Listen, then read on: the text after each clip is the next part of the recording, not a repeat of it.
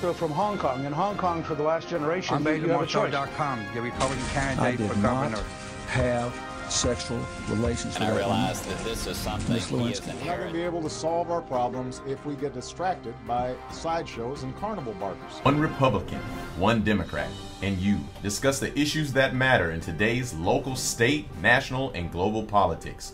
Hosted by Steve Hickson with co-hosts John Stanberry and Franklin Chansey. This is Backfire. Hey, good morning, Cleveland. Welcome to Whoop Studios here at the Village Green Town Center. We've got Franklin Chansey and John Stanberry with us this morning. Hey, you remembered my name this Hey, week. that's right. Good I'm morning. doing better. I woke up and was ready to go this morning. Anyway, I was running late too, so I had to get down here. There's a whole lot been going on in politics. We can probably start anywhere you want to start, but I think we ought to start with Steve Bebb again. I mean, there's been a series of articles from Chattanooga Times. I think there was 5 series down there, and now the Banner's come back with the Cleveland Daily Banner.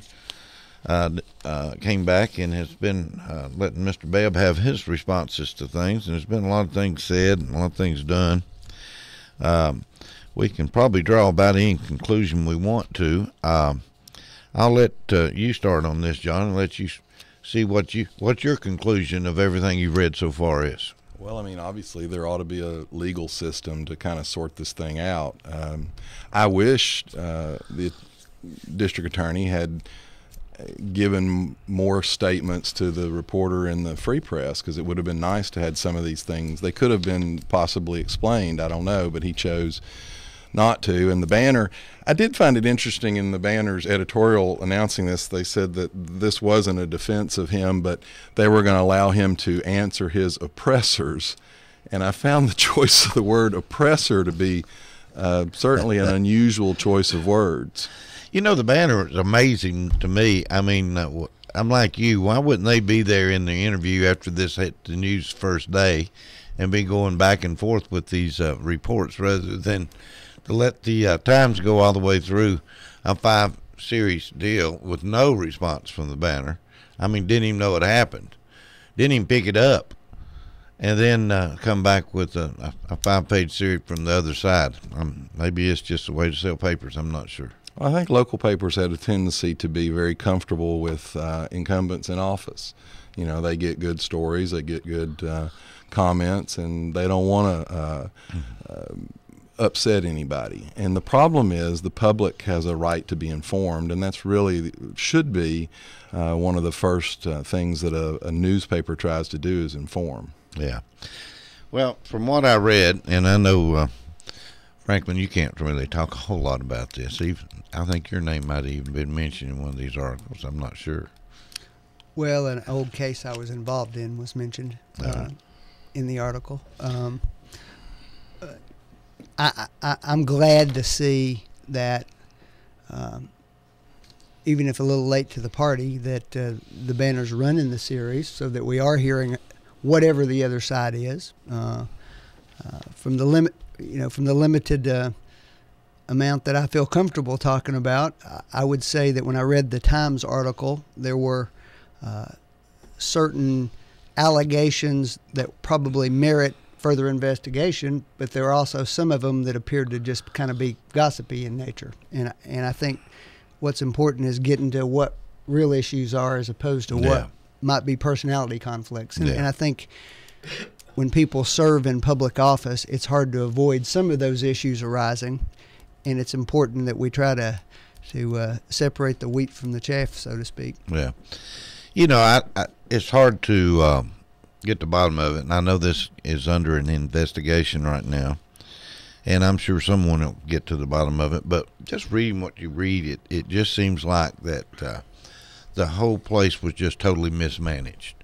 That it's kind of like going to the Atlanta Zoo and somebody leaving all the gates open, and all the animals are out running around or something. I don't know. You know, you've got the drug task force, and you know, there's drugs involved. There was women involved. There was mismanagement of money and funds involved, and it just seems hard that it didn't have better controls on it. And I don't know. I know Steve Lawson's up there now, and he's changing the system and the way it's being managed and run and so forth. And I think, in fairness, because I think one of the concerns that people have when you start to read stories like that is that people get caught up in something who may not be responsible for something. Everything I have seen, is that Steve Lawson has gone in and put a whole bunch of changes and controls in designed to prevent misuse and management. Everything I've read so far, it sure needed it. Well, and no question about that. Yeah.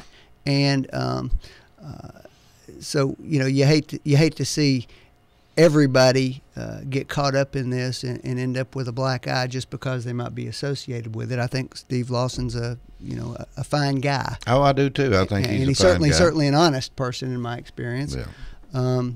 So it's just tough for people when they're dealing with these kinds of issues not to have. It says in those reports lots of times Bebb's assistants. Well, there's maybe 20 assistants up there. When you say his assistants, who are you talking about? Yeah. Don't use a catch-all phrase like that. It really becomes problematic for people's careers, their integrity. Well, you would hope that General Bebb would take that into concern and make sure not to hide behind sort of the generic, two people did this and I let them go. Well, I was referring to the newspaper article itself originally in the Times. Well, but my it used point is that he's phrase ultimately a lot. responsible, and it would be good for him to ensure that people that have done a good job aren't going to be saddled with this. I think it goes without saying that every elected official is responsible for the people underneath them. They have to be. That's just how it is. There's a problem, too, with just power and control. This is now called the Drug Task Force, and I believe violent crime. That's a statewide term. Or something. The problem is there's no statutory law that gives them authority to investigate. Apparently, they're now investigating other things as well.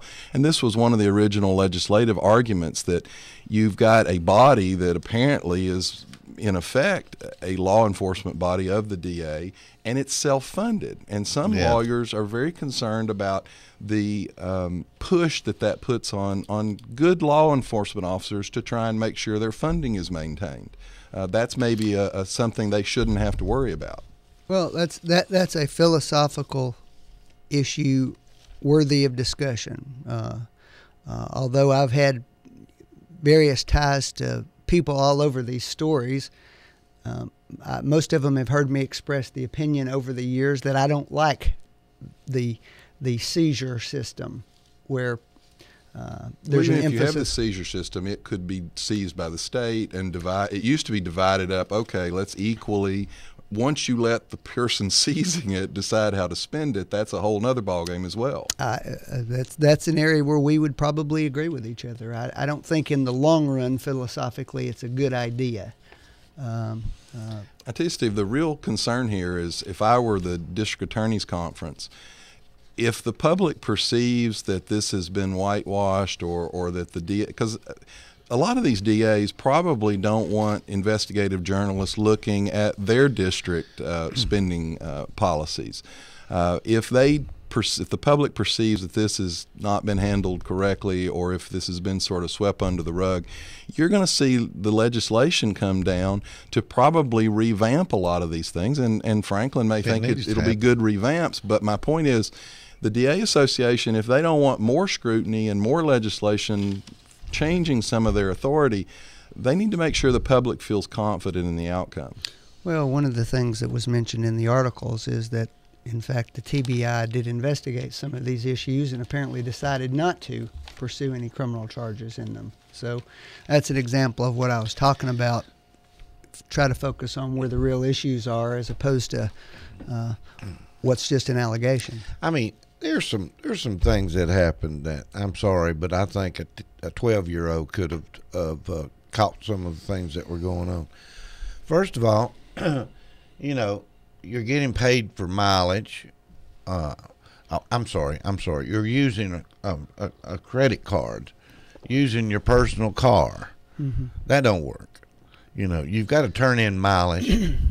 I mean, you turn in mileage. It's just all known in business. If you're on an expense account like this, you turn in the mileage, you get paid the mileage on it. But that's for your car. No, well, that's if you own the car. That's if you own the car. Yes, if I'm doing it. But if I'm working for someone and I have a company credit card, I get paid mileage. I turn that in on a separate slip. The company credit card is for necessary meals and hotels and things like this.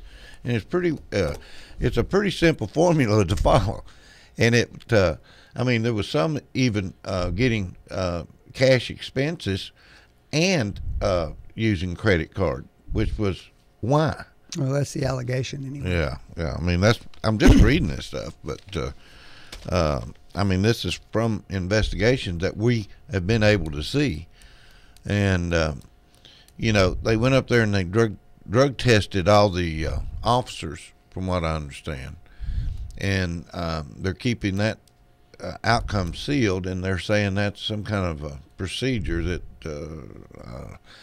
I don't have it in front of me right now, but where they read this, where it's they're following the guidelines of something. They were specific test results wouldn't be something that was public information, because those tests would also test for things like people's legitimate prescription use, so it would get into the private health involved. So I think it's public information whether people passed or failed, but it wouldn't be public. No, I think they're keeping that private too, and they're saying it's the way I read the article was the people who were ministered to passed it, is what I thought it said. I read that too, but then I went on to read about they're keeping the outcomes private or something. But anyway, with that being said, I think when it comes right down to it, Mr. Bebb is a nice guy. I think he probably put too much trust in the person that he had running it.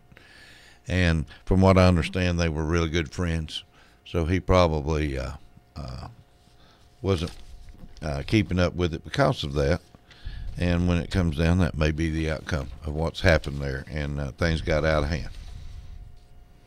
Anyway, we can move on to the next subject. I tell you something, I've got to just talk about this real quick. This was in the Chattanooga Times this morning. John, you probably hadn't even had a chance to look at it, but Massachusetts must pay for a murderer's sex change. Well, there's a judge ruled that the state has to pay for a murderer, a guy who murdered his wife, is in prison, going to pay for his sex change. Well, government grows. The more government you have, the greater the rate of growth of government, and we get into ridiculous expenditures of taxpayer dollars. I mean, to me, there is like duh and duh. That just makes no sense to me. Well, it did say that the state of Massachusetts expected to appeal that decision. So, I know, but frankly, but there is a judge. One of the problems. What judge? What kind of thought process does a judge use to say that the taxpayers at large should not only house this individual who is there because he's a danger to society, but we should provide him with a non-essential, expensive medical treatment just because he wants it? Yeah. The decision was handed down by U.S. District Judge Mark Wolf. I think we ought to write him a letter. Anybody listening, why don't you write this guy a letter and just... I think Mark Wolf ought to pay for it if he wants it done. I do too.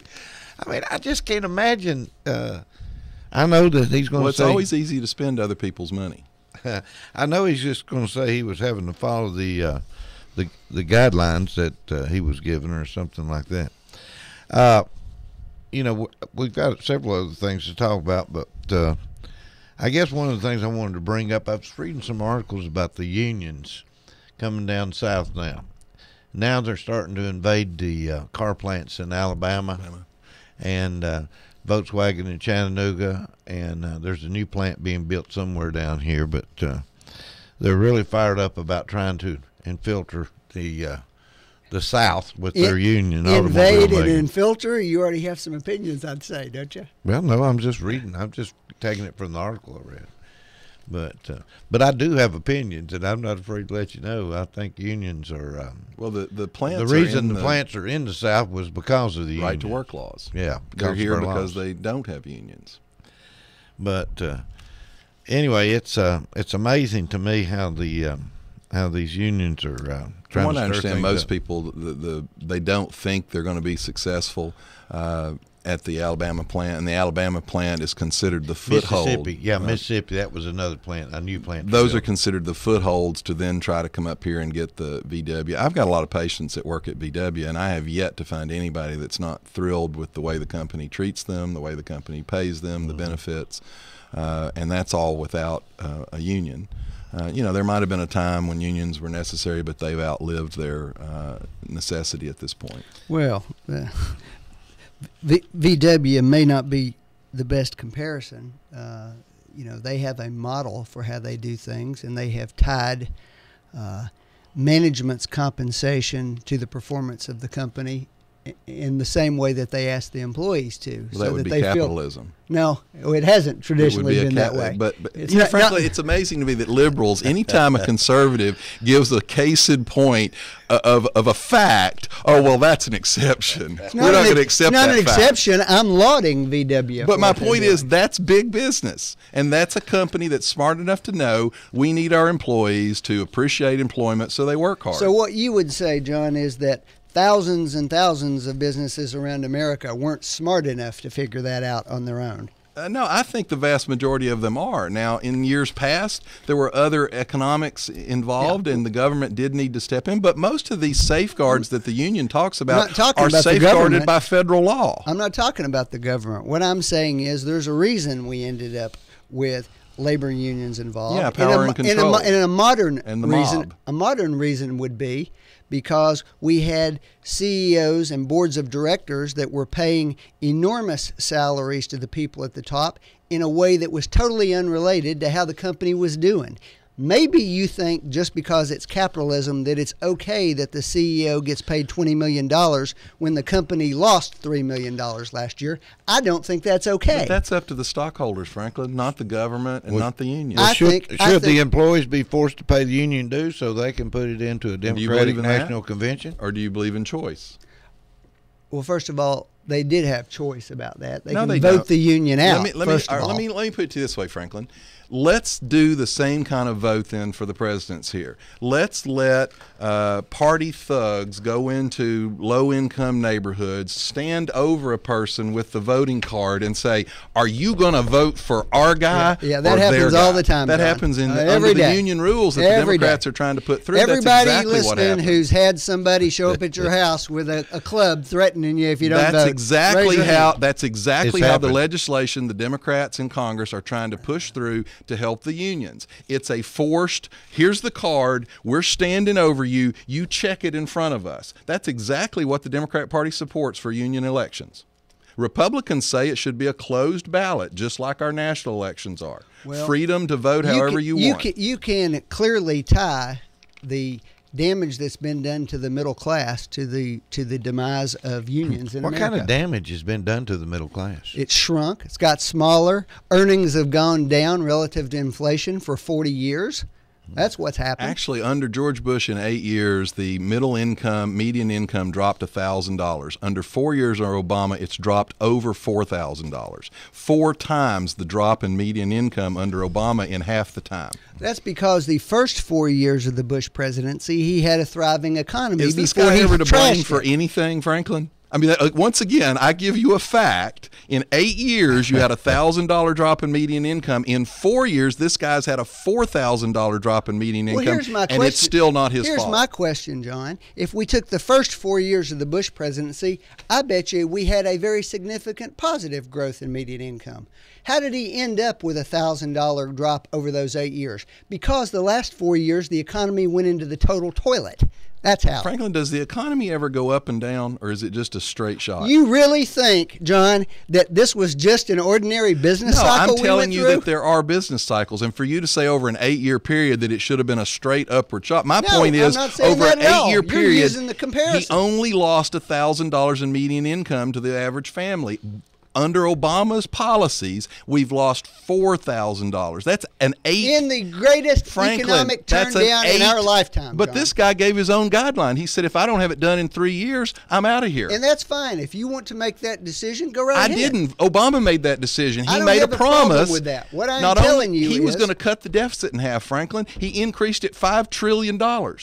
That's a, let me see, in half. That's a tenfold mistake. So his median income loss is an 8-fold over Bush. His debt is a 10-fold mistake over his own words. Is this guy responsible for anything? Absolutely, he's responsible for it. Are you better off today than you were 4 years ago? Absolutely. Why?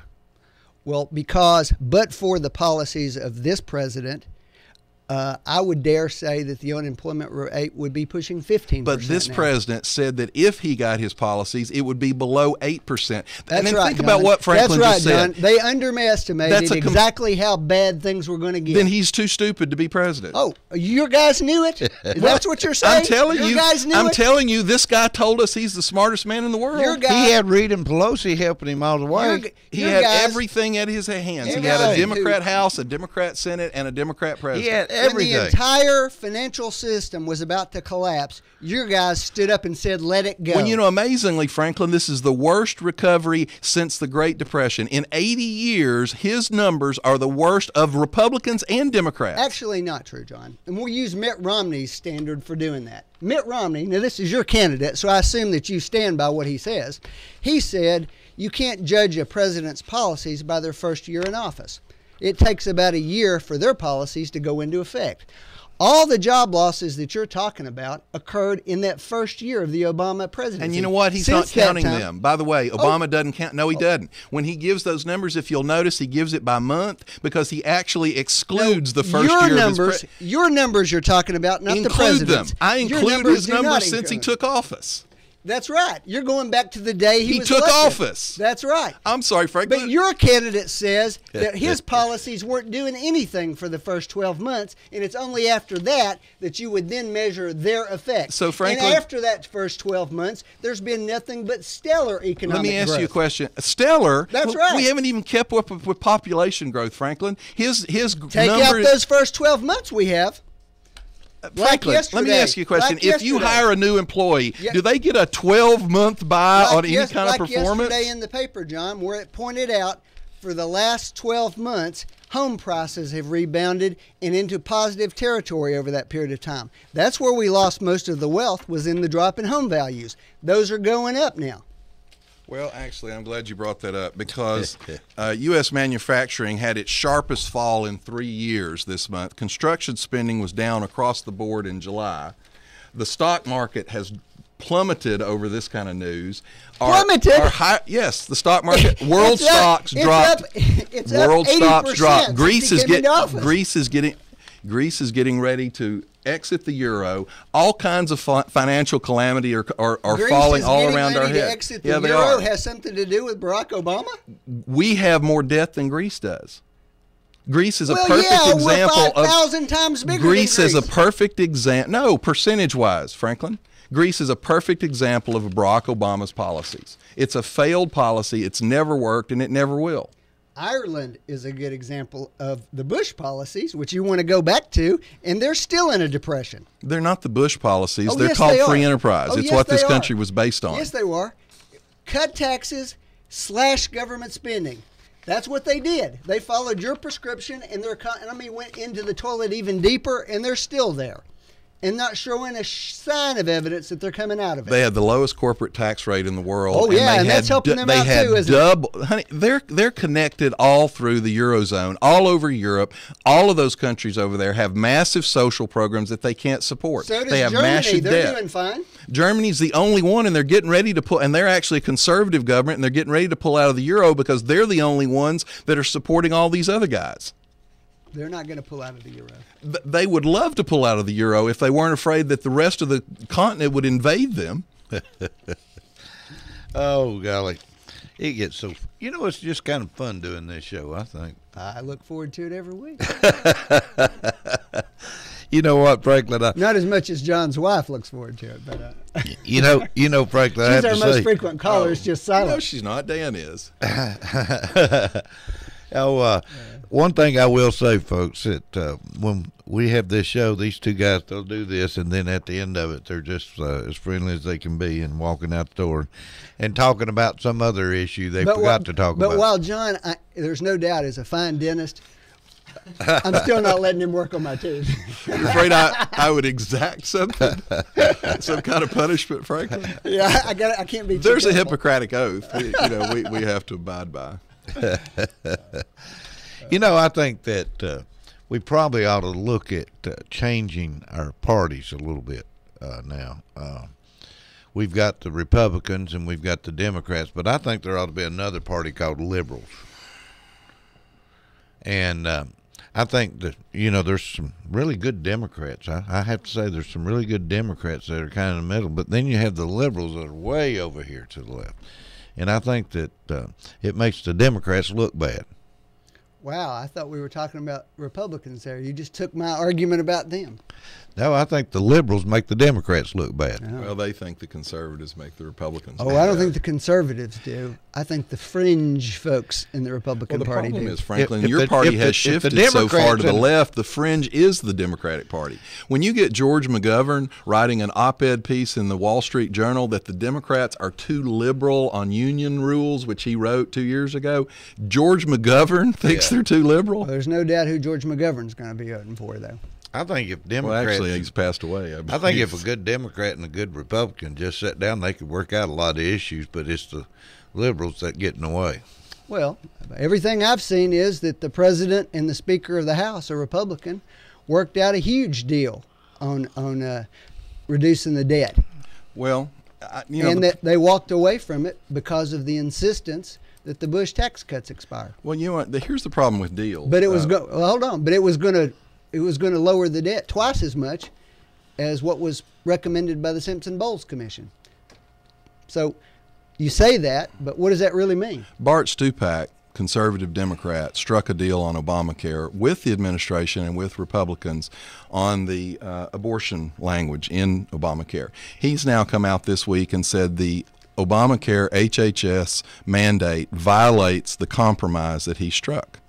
So there's a good conservative Democrat who in good faith negotiated with the Republicans. They agreed, and that was really one of the linchpins to getting his vote and some of the conservative Democrats to actually vote for Obamacare. And he now says that the HHS mandate that Obama put through without any legislation from Congress. Which this is mandate, John? The mandate. Tell us what it is. The mandate we've all talked about, forcing the Catholic universities and all to provide this coverage. Well, what's that got to do with Stupak, abortion? this is your guy, Franklin. That's about Stupak. birth control pills. What does that have to do with abortion? My point is it's not about abortion. You said it was about abortion. That mandate includes everything. No, it doesn't. Yes, it does, Franklin.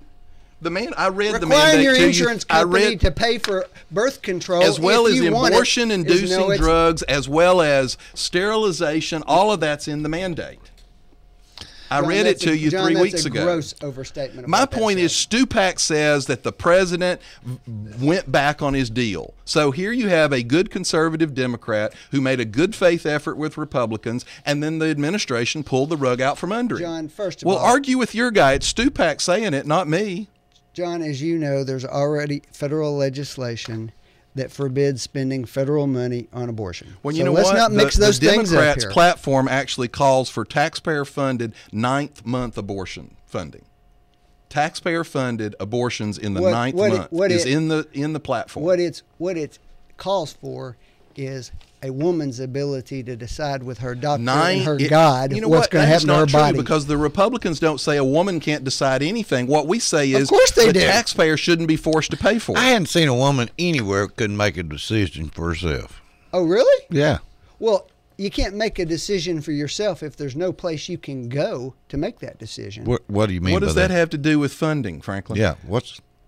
All these rules and regulations have been passed over the last 25 years that basically mean that those services aren't available to people. There's nowhere in Bradley County that a woman could go to make that choice. Support for abortion, according to polling, is at all-time lows right now. The platform the Democratic Party has put forward and this president's position, and by the way, we argued over this a couple of weeks ago. I have his quotes from the Illinois State Senate. He opposed a bill that would have required hospitals to give life-saving support to fetuses, babies, that had survived abortion attempts. They had testimony from nurses where one baby was laid on a dirty linen room table in the hospital dirty linen room and allowed to lay there for 8 hours before it died. This legislation would have required them to have given life-saving assistance to that baby. Barack Obama was the only Illinois state senator to speak against that legislation. Well, go ahead and bring that article to me so I can research the background of that. Let me finish with this before we take a break. You know, I read an article a couple of weeks ago, saw pictures in it. We had our councilman running through our animal shelter over here because they were thinking about doing the do not kill deal. And we have this issue with abortion, and we have all these people wanting to never kill an animal. Never kill an animal. I mean, we've got people that don't want to ever kill an animal. Don't step on an ant. But we have an abortion issues. Let's take a break. We'll be back. You're listening to Backfire with Steve Hickson. We'll be right back after this. You are listening to WOOP-LP, Cleveland, Tennessee. WOOP FM is a broadcasting service of the Traditional Music Resource Center, and we play America's original music. Are you a member of the Museum Center at 5 Points? Do you love the Rebel cause? Then you're invited to the Museum Center at 5 Points Blue and Gray Gala. I am General Robert E. Lee, and I invite you to the Blue and Gray Gala on September 21st at the Museum Center at 5 Points. Cost is $175 per person. Confederate and Union soldiers are welcome. However, please note that there will likely be bloodshed in the event a Union soldier attends. You may wear clothing appropriate to the Civil War era or what you would wear at one of those fancy black tie events. That's Friday, September 21st at 6:30 p.m. at the Museum Center at 5 Points. This is Robert E. Lee, and I hope to see you at the Museum Center's Blue and Gray Gala.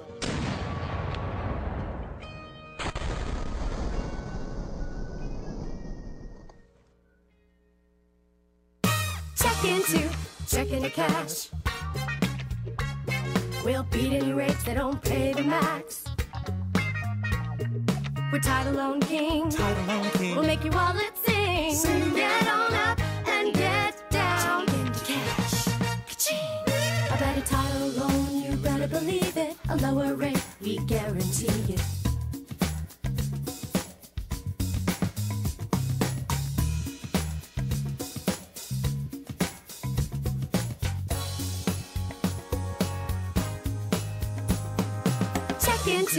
Checking the cash. We'll beat any rates that don't pay the max. Oh, yeah. Checking the cash is your money machine. Get on up and get down. Checking the cash. Ka-ching.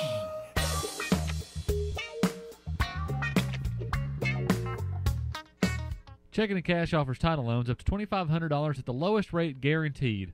That's right. Bring them proof of lower rate, and Checking the Cash will beat it. What are you waiting for? Go to checkingthecash.com for a store nearest you. At Buy Here, Pay Here USA, under the blimp,